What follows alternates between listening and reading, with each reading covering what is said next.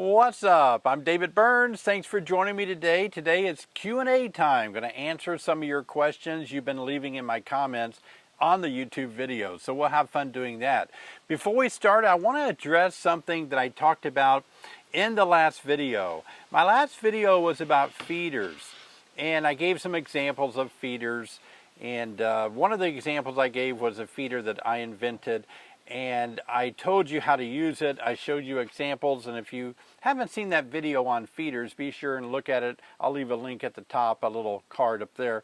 But I want to tell you that I mentioned in that video that I like this feeder. That's why I invented it. But I also said in that video that I like to feed bees out in the open with a community feeder during a dearth. And so I want to clarify that a little bit more. Several of you had questions. Some of you said if you leave a community feeder out in the open, you'll attract bees from all over the place, wasps and hornets. And I think I've said that before when I've explained community feeders. Years ago, I was showing community feeders on YouTube, and I was showing you bald-faced hornets that were in there and everything. And it's going to happen. If you're going to use a community feeder, you're going to feed the community. You know, and I kind of said sometimes in the past that, hey, all the insects deserve a little drink of sugar. Some of you mentioned that you were worried that it might induce robbing, that some people claim that if you feed out in the open, that your bees will kind of get a robbing attitude about, hey, now that we've gone to a community feeder, let's go rob a hive. Got news for you. They have that attitude already, even if there's not a community feeder out there. They are creatures of instinct, and they're going to go everywhere looking for some place to get some sugar water. So even if you don't feed a community feeder, your risk of having one hive rob the other is already out there pretty high anyway. It is true that you are going to have to deal with a couple of things about community feeding. I believe if you feed out in the open, like a community feeder, like I've demonstrated, that your weaker colonies with a lower foraging force probably aren't going to get the same amount of sugar water back to the hive, obviously, that a large hive will. And so that's why I really prefer these kind of feeders, especially on hives that are strong enough to go out foraging. Also, let me make another kind of an exception to community feeders. Here in Illinois, our fall is usually pretty wet. We have a lot of rainy weather in the fall. If you're community feeding and it's raining a lot, guess what? Bees aren't foraging. So these top feeders like this really are beneficial if you're experiencing a climate and environmental weather scenario where your bees just aren't flying. They're not going out. They're not able to get to your community feeders. Then certainly feeding from the top is a good way to go.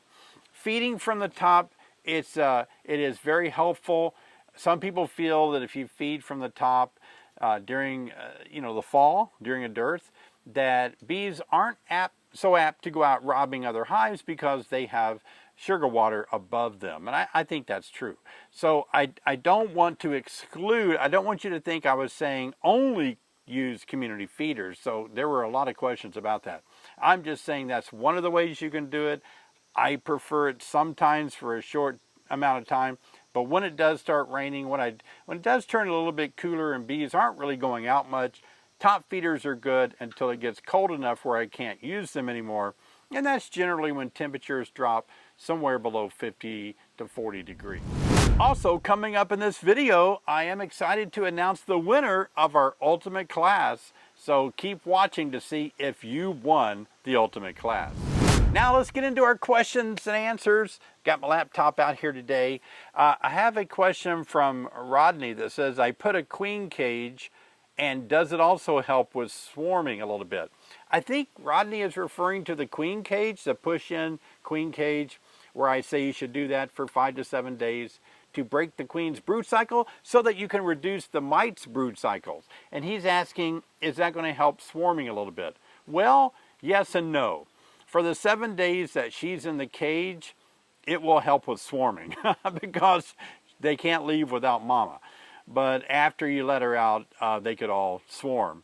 Swarming is pretty uncommon in the fall, but it does happen. And I say uncommon comparing it to like spring. Spring is swarm season, right? We still get swarms in the fall, so it can happen. So it's only going to reduce the risk of swarming as long as the queen can't go out with the swarm. Next question is from Jason, and he says, interesting math problem. Have you ever had a mite test that showed 75 mites per 100? And I think what Jason might be referring to is when I said on my last video in my September tips, if you haven't watched my September tips, be sure and watch that, what you should be doing in the month of September. But I showed you on a graph that mites can actually outbrood the bees, and that is in the best case scenario for the mites and the worst case scenario for the bees. So I think he's talking about if that scenario plays out and you did a mite test, would you have 75 mites per 100 bees, something like that. So it gets kind of complicated with the math and mites. So let me just give you some brief numbers and let's talk about it. And let me preface it by saying there is no way I can give you sure, concrete numbers with mites. There's no way I can say I can guarantee this or certainly this is always going to be the case. But let me just throw this out there. The best way to describe it is when we do a mite test, either alcohol wash or a powdered sugar shake, the threshold by the community of beekeepers and scientists have been that we want to keep 3 mites or lower per 100 bees, right? We know that. So if we do the math out and we say we have 3 mites per 100 bees, and we have a colony that has 40,000 bees in it, and we're detecting 3 mites per 100 bees, let's see, we do the math, that would leave us, we could say 400, and that would be 400 times 3 mites per 100. So that would be, I'm trying to do the math fast in my head, that'd be 1,200 mites in the colony. If we use that scenario, now we're going to talk about phoretic mites or adult mites. We're talking about mites that are walking around on the bees. Maybe these are foundress mites. And so we did a test where we took them and we did a sugar shake or an alcohol wash. We took off foundress mites off of bees. And so we're not taking into consideration the mites that are below the capped cells, right? That's where actually more mites are below the capped cells than are out on the bees. So in a reference to this, and the reason I say that is because mites are in capped cells in their gestation period when they're raising their young. They're under the capped cells of the pupa and they're in there for 12 days. So if mites are under the capped cells for 12 days, that means that during this 12-day period, there's a lot of mites there compared to the amount of mites that are out there on the adults that we just sampled.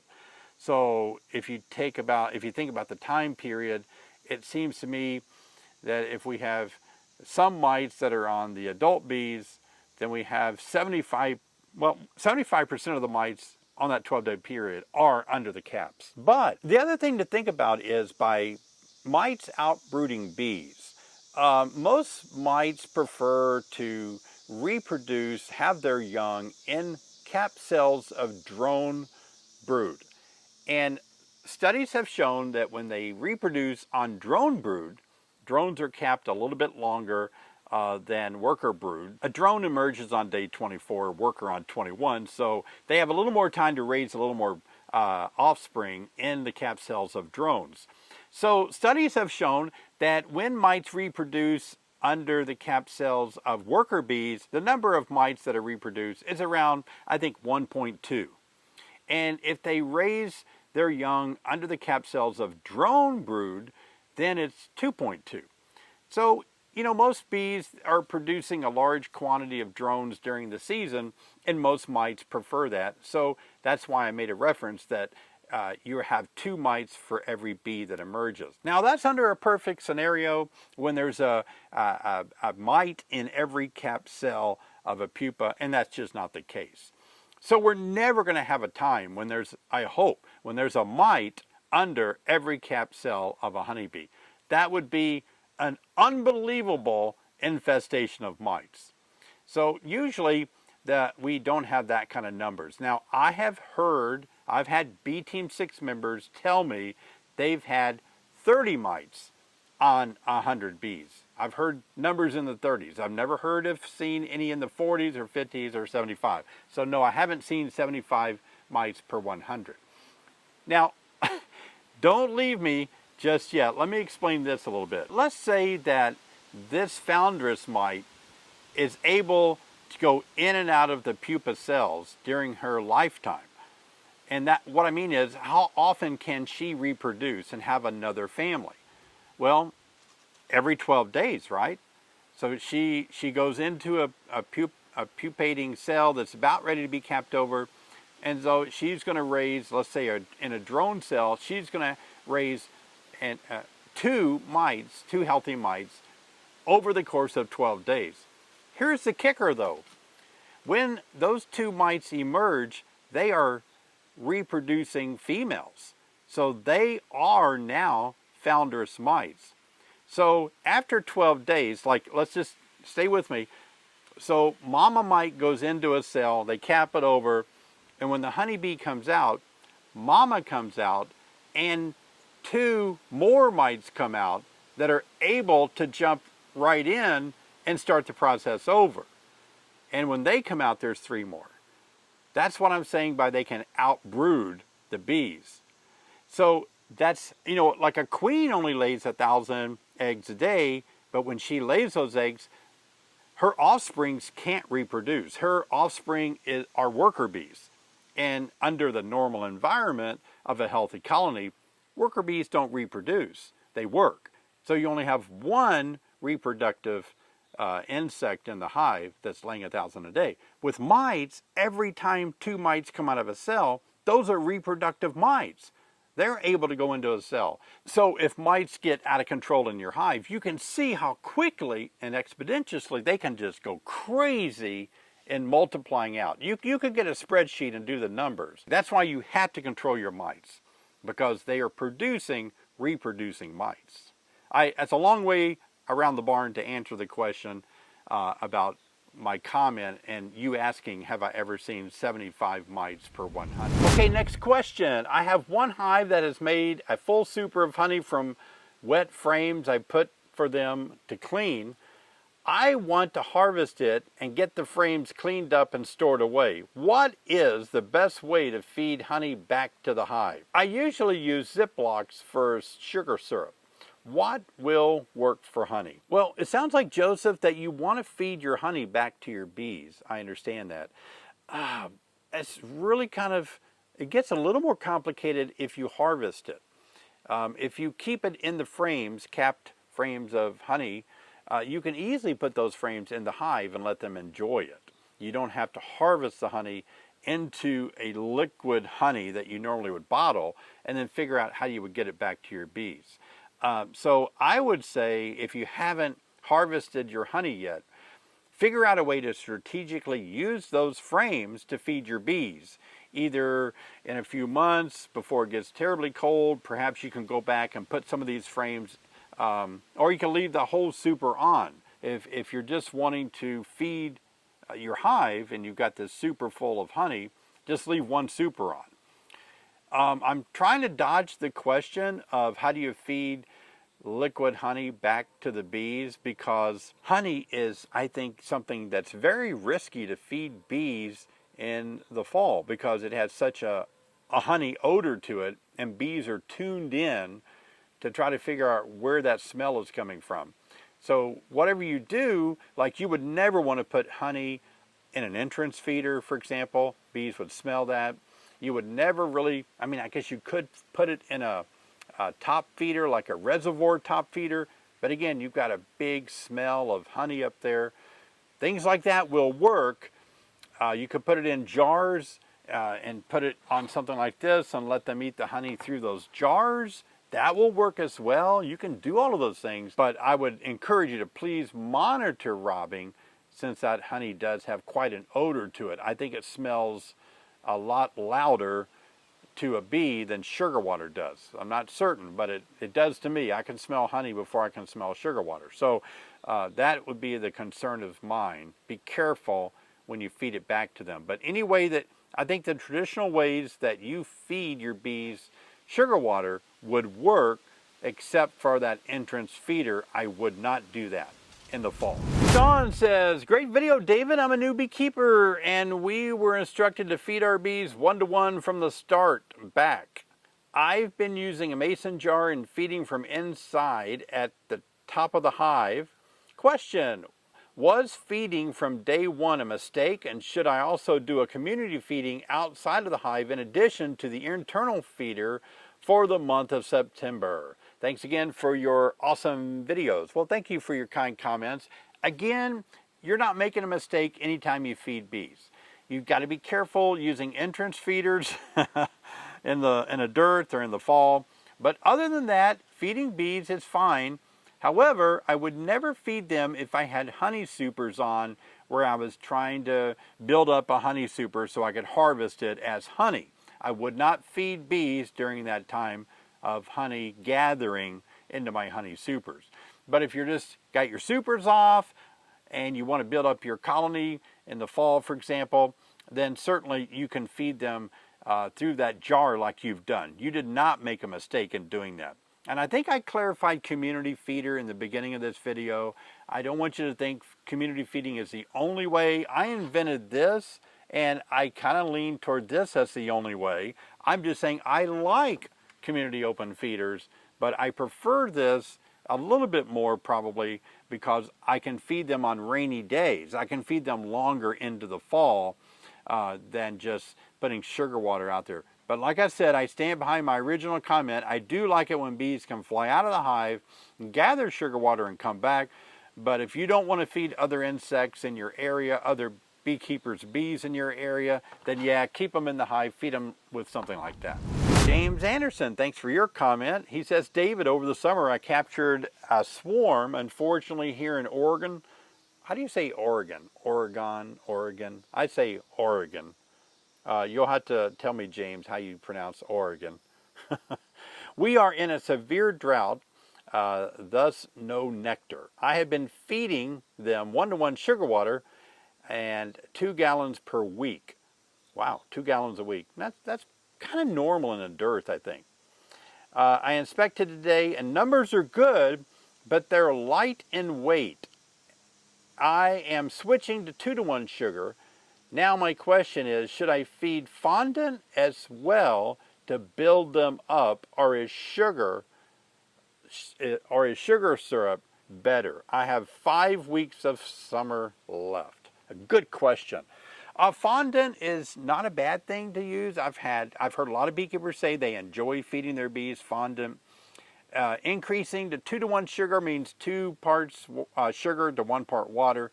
It's a much more syrupy liquid. That's a way to get more of the sugar water kind of cycled into honey before winter comes. Now, it's very common if you feed 2-to-1 that you can have a quick break in the weather, it turns cold, and bees didn't have a chance to dry that syrup out, and that syrup may crystallize in the frames. And that happens a lot. That was on one of the master beekeeper tests one time in the lab, showing a frame, and it looks like a diseased frame because it's got all these little white nodules in there that are crystals, kind of large crystals, and the bees will just get rid of that. They can't eat that. So if you do use 2-to-1, give them plenty of time to dry that out and maybe even cap it over, but they need to, that's the only reason we feed them 2-to-1, so they can kind of get more stored up for the summer. One of the things I mentioned about in one of my previous videos recently is bees of winter physiology. And one of the physiological parts of winter physiology bees is that they store, it has to do with vitellogenesis. They actually store proteins in their fat bodies, I believe in their head and in their abdomen. And it's not the kind of fat bodies or fat cells that humans have. I'm not talking about that. But they have a reservoir where they can actually store these types of proteins in the bee's body. And instead of having to utilize the comb to eat these proteins, or pollen in their case, they can actually enjoy the proteins that they've stored themselves. Younger bees, or bees of winter physiology, have a greater vitellogenesis of being able to store these proteins, this energy, this food for overwintering. Foragers don't. And studies have been done on foragers versus nurse bees or winter bees. Foragers have very little vitellogenesis. So it's really important to raise bees of winter physiology. So James, whether you use fondant, 2-to-1, 1-to-1, that really is a personal preference. That's going to be kind of like a philosophy, an avenue, a direction you're moving toward. You can use those 3 plans singularly and correctly. And what I mean by that is you can take a position and go one way and it works out well, take another position and it works out fine. There's not an only way to do that. So it's entirely up to you. I think all 3 of those will work fine if you think it through and do it correctly. Next question is from Thomas Barber, who says, are the methods of building up the winter population as important for a beekeeper like me who lives in the deep south of South Louisiana, where the winters are fairly mild? Man, deep South Louisiana, you guys have like 2 days of winter compared to what I go through up here. But if your winters are shorter, obviously no, you do not have to build up as many winter bees as I do. So you're just going to have to kind of back it down a little bit, figure out when your last nectar flow is, when your first one is in the spring, how hard your winters are. You still need, if it drops down to 0 on you, which it doesn't sound like it does, but if it gets really cold for a long period of time, you would have wished you would have built up big populations. So you're just going to have to think that through a little bit more according to your climate. I know a lot of you guys there only overwinter in a single deep for that very reason. You don't need as many bees because it doesn't get as cold. And when it does get cold, warms up the next day a little bit, quite a bit more than what it warms up for me. So your bees are able to move around and eat more if you're feeding them in the winter. This is from Iowa Green. Thank you for telling us to scooch the frames tightly together. I never knew that. I never read it or heard it spoken of either. Wow, glad I enlightened you. I can't believe you hadn't heard that. That's one of the most important rules of beekeeping, is not give them a space to build stray comb. So that's great. I'm glad that helped you out. Always observe bee space. Ronald says, Dave, here in North Florida, our temperatures drop into the 20s but warm up to the 50s or 60s within a day. Should I use candy or continue feeding sugar water during the winter? Oh, that's similar to the Louisiana question. I don't think I would feed them candy. I really wouldn't. Like at my candy board, my winter bee kind, I kind of don't think I would in North Florida. You're warm enough there that on a warm day, the sugar in the candy board's really going to loosen up and liquefy more than it would in the north from the sun. And the bees are going to eat it, of course, and it's going to be gone pretty quick. So I think I would wait until it warmed up into the above 50, and then you can get by. As long as they're able to fly and defecate, you're able to feed them liquid. So I think that's what I would do. And when my temperatures get above 50 or 60, I'm feeding liquid. Michael asks, how much dry pollen per quart do you use? I made a top inner cover like yours with 2 holes a couple of years ago and love it. Well, let me clarify that. I don't actually use pollen. I actually use protein powder made for bees. So it is very good. I use 1 teaspoon per quart in my sugar jars. So 1 teaspoon of protein powder made for bees, and I'll use that in 1 quart along with 1 teaspoon of Honey Bee Healthy and sometimes 1 teaspoon of Amino Bee Booster. And that really does help my bees a lot. So that's a good question. This comment says, dislike the intentionally obtuse attitude. Never occurred to me that beekeeping had its elitist. Well, I want to speak to this because I want to go on record as saying I don't believe I know it all. I don't know everything. I make mistakes. I respect other beekeepers who do things differently than I do. And I can see where maybe I come across, because I'm very confident And I'm very excited. I'm very on fire for what I believe in. And I can see where that may lead some people to think that I'm just pushing everybody else out that has a different way. That's not my intention at all. That's not my true heart. And I think most of you know that and you understand that. I keep changing my thoughts and ideas on beekeeping as I mature. I'll do things for a while and realize at the time I think that's the greatest thing ever. And then I realize, there's a better way, and I'll switch gears. I think that's what makes beekeeping pretty cool. That we don't have to stick to one plan. We can change up. We can do things differently. But I want you guys to know that I respect all beekeepers, even ones that do things entirely different than me. I respect that. I respect beekeepers that have to use chemicals to keep their bees going. I respect beekeepers that use all natural, that would never treat for mites. You know that. I've mentioned that. I respect all beekeepers that try different methods, different ways. I encourage you to try different things in better ways. That's what makes beekeeping cool. We're all backyard scientists, citizen scientists. I think that's important. So if I ever come across that I'm putting other people down, which I've never done intentionally, or if I'm kind of giving you the impression that my way is the only way or the highway, that's not it at all. I think most of you understand where I'm coming from with that. You're going to see me be very confident, very secure in what I believe in, and I can see that coming across like maybe I'm a know-it-all and everybody else is, dumb. But again, that's not my heart. I totally respect all other beekeepers on YouTube that are trying to educate people and trying to do a good job. I totally respect their differences of approaches. And we all know that if you ask 10 beekeepers one question, you're going to get 11 answers.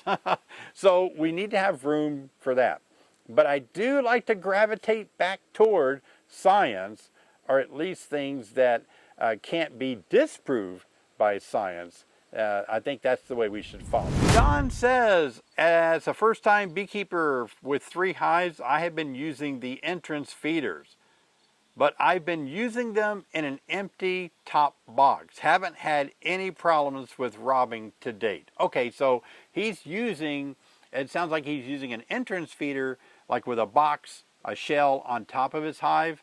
The only problem, John, that you could potentially have, I did the very same thing, but my bees began building comb up there.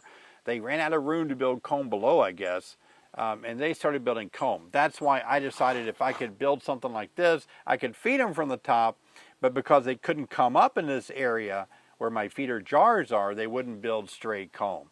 So yeah, I don't have robbing problem either when I can get a top feeder above the hive. That's a good point. Ricky says, hello David, I became a Bee Team 6 member not for the honey, but for the bees' impact on our environment. The information you share is so very valuable in the care and keeping of the bees that I have to say thank you very much for your mentoring. I continue to learn a lot. Thank you. I appreciate that, Ricky. Thanks for being a Bee Team 6 member. For those of you who don't know, Bee Team 6 is a mentorship program that I mentor a little over 200 beekeepers around the country. They're able to access me through my cell phone, by text messaging me or emailing me, calling me, and I help them through their beekeeping questions. I'll leave a link below if that's something you're interested in. Next question is from Landon. I have a question about getting an extremely small colony through winter. If I don't have the option of combining them with another colony, could I keep them inside? And if so, do you think I could go about doing that? How would I go about doing it? Obviously, it doesn't get too cold in my house, so I will likely have to feed them so they don't starve. Any suggestions would be great. Thanks. Well, a lot of you are watching this video that are experienced beekeepers, and you already have formed your answer to this question as I have. No one is comfortable overwintering a bee inside your house. That is just not a good thing. It's not a good thing for several reasons. First, your bees are going to want to fly if the temperature warms up to the temperature of your house. I'm assuming the temperature of your house is between 60 and 80 degrees in the wintertime. At that temperature, your bees are all going to be moving around inside that box. They're not clustered, they're active, and they're eating more, and they're going to want to fly, and they're want to defecate, and they're going to find a way out of that box. And if they can't, you're probably going to seal them off too tightly, and that could be bad for bees. Pretty tough to try to do that, to try to overwinter bees inside your house. Inside buildings, I know people way up north in Alaska and Canada, they have special buildings made for overwintering bees. But it's my understanding those buildings are made to keep bees at about 30 to 40 degrees Fahrenheit, to keep them kind of in a sleep mode, a cluster mode, and so they don't eat much food. They kind of stay calm. It's a very dark building with red lights that bees can't see. So your home's going to provide light, it's going to provide noise, it's not a good idea. You're going to be better off just to do your best to wrap these bees in the wintertime, since they're a little smaller in number. Feed them on top with a candy board, a winter be kind board, and cross your fingers and hope for the best. It's time to announce our winner for our Ultimate Class giveaway. Hey, you know, last video I made, I said that if you would tell me why beekeeping, what it means to you, and if you really moved me, I would, you'd be the winner of the online beekeeping ultimate course.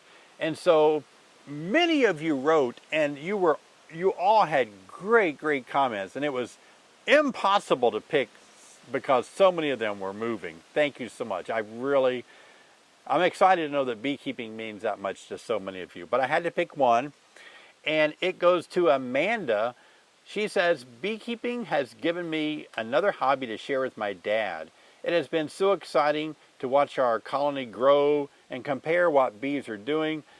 Thanks to watching your videos, I have learned a ton that I have shared with him too. And we're now feeding our bees properly to promote winter brood.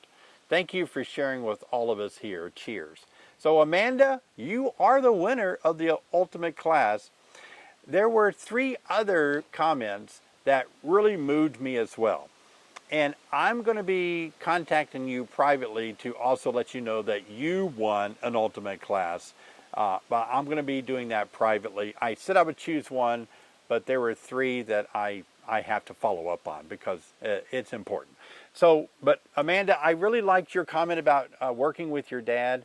Wow, that's, you know, when family is critical, it's so important, it's crucial that we love our family and find a way to do things with our family. And for you to be doing things with your dad like this, that's great. I really am glad about that. I've had other comments about beekeepers doing beekeeping because granddad did or your dad did or something, and man, that's great. I'm glad beekeeping is tying families together. Okay, I hope you had a good time with questions and answers. Let me tell you about our book. We are excited to continue to help beekeepers. We have this book available autographed. If you look at our website, I'll leave a link down below, but we'll autograph this if you get a copy from our website. If you're in a hurry for it or don't want the autograph, you can always go to Amazon. It's available on Amazon as well. But it's Backyard Beekeeping. Everything you need to know to start your first hive. To start. There's a lot more to know after you get started. But if you're kind of wondering about beekeeping, check this book out because it can really be a big help. And Sherry and I would love to put this in your hands. Many of you have bought it and enjoyed it so much, and we appreciate that. If you've enjoyed this question and answer video, let me know. That way I'll know whether or not to make more videos like this one. And by all means, please subscribe, give me a thumbs up, and click on the like button, and it will mean so much to me. Thanks for watching. I'll see you next time.